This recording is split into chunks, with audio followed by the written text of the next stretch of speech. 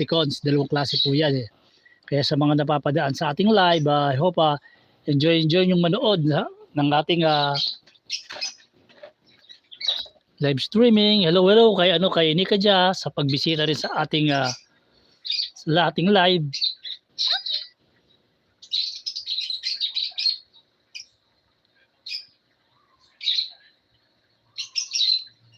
Don't forget to like and share. Tsaka sabi ni Nightboat, hi Nika Dia, thank you sa paharang mo.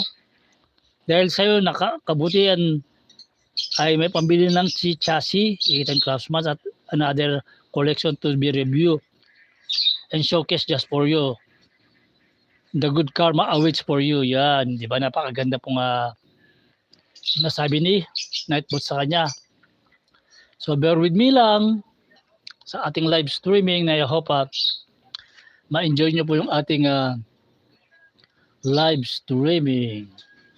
Na hindi ko po alam kung bakit naging ganito po ang setup ng ating camera. Ay parang nag-wide. Sa akin naman po ay hindi naman ganun ka-wide.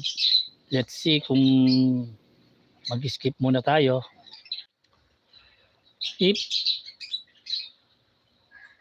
may changes ba? Yun. Bakit umiikot po? Umiikot po ang ating camera at ano po nangyari? Yung ating camera ay nag-upside down po. Let's see kung paano natin mapifix yan.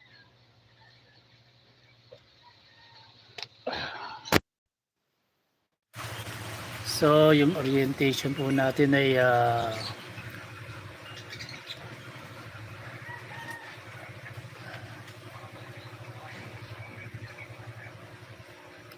hindi po natin alam kung paano nangyari yung ating orientation ay umiikot po yung orientation natin.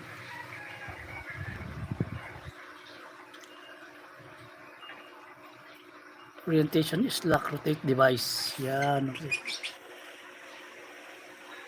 Yan, orientation is lock rotate device. So, let's see kung nakuha na po natin yung tamang orientation ng ating setup. Yan. Kaya dyan nyo po nalalaman talaga na kaya live stream po tayo.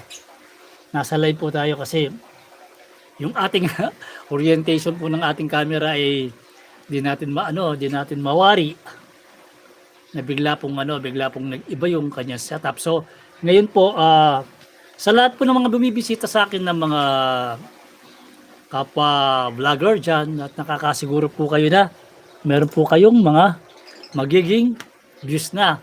Kasi every time na bibisita po kayo sa ating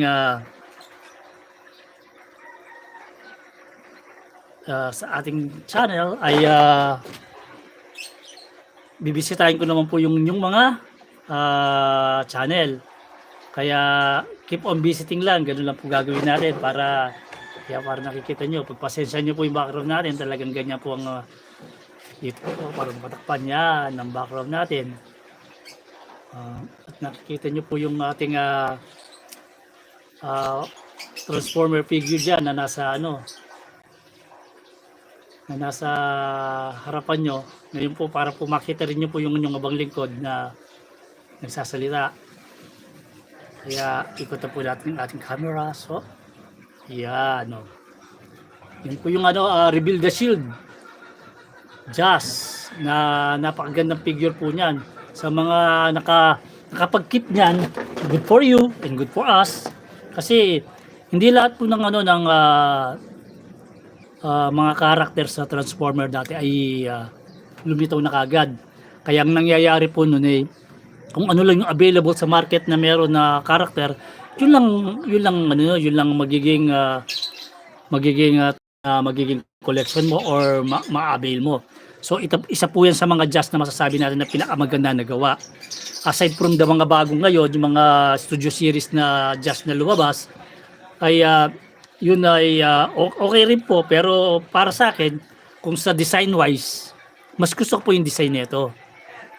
Ikumpara po doon sa mga design ng mga dati. Kasi yung kanyang lalong-lalo na pagka naka-transform po siya into a car mode, yung kanyang